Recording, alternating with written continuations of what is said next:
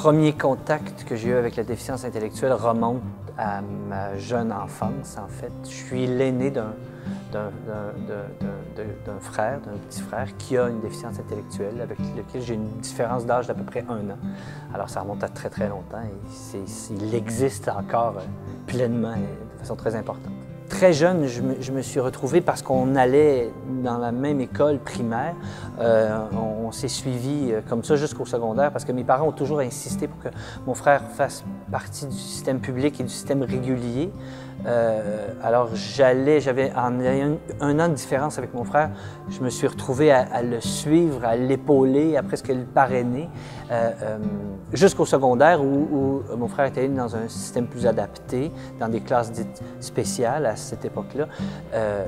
Mais ensuite, moi, j'ai toujours été en contact avec lui parce que avec du recul aujourd'hui, quand je regarde ça, je me dis, j'ai toujours été à la tête d'activités avec les personnes qui ont des déficiences intellectuelles.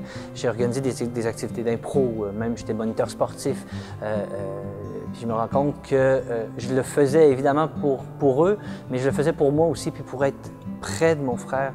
Quand je me suis rendu compte de ça dernièrement, ça a été une façon pour lui de toujours l'avoir près de moi, ou je pense pour le protéger encore. Il y a ce sentiment-là de protection qui est né. Mon frère, je dis souvent que mon frère est un des plus beaux cadeaux que la vie m'ait donné, au sens où ça a créé, où ça a défini l'homme que je suis, l'artiste que je suis devenu et le père que je suis aussi.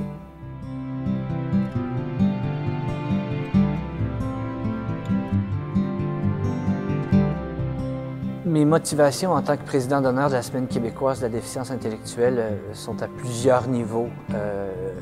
Je le fais par fratrie, en fait, par solidarité pour tous les autres grands frères ou grandes sœurs qui ont eu dans leur famille, ou pour toutes les familles, en fait. Parce que c'est important qu'on entende ces gens-là, c'est important c'est important de leur donner une place, une oreille aussi. Je le fais aussi parce que je trouve que c'est un retour logique pour mon frère, tout ce que mon petit frère a pu me donner. Aujourd'hui, j'ai les moyens de pouvoir lui rendre hommage. Je le fais aussi par solidarité pour tous ces gens-là qui travaillent dans toutes les différentes associations de la KISS un peu partout dans la province et tous ces gens-là bénévoles qui travaillent pour rendre notre monde meilleur. Je veux que les gens comprennent que la différence est une richesse. Et ça va nous aider, ça, si on est capable d'ouvrir nos yeux et de prendre le temps de regarder les gens qui composent notre entourage. Il y a dans tout le monde dans son entourage quelqu'un qui a une déficience intellectuelle ou qui a une différence de façon plus large.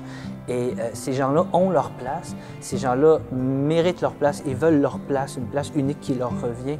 Et ces gens-là ont beaucoup à nous apporter. Là, c'est ma façon à moi aujourd'hui de lui dire merci.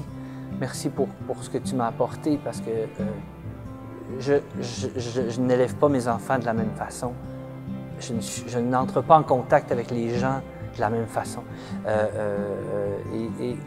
J'ai plus l'impression que c'est lui qui a pavé ma voie. Parce que nécessairement, il y a des choix que j'ai pris dans ma vie qui ont été directement définis ou amenés par sa présence dans ma vie.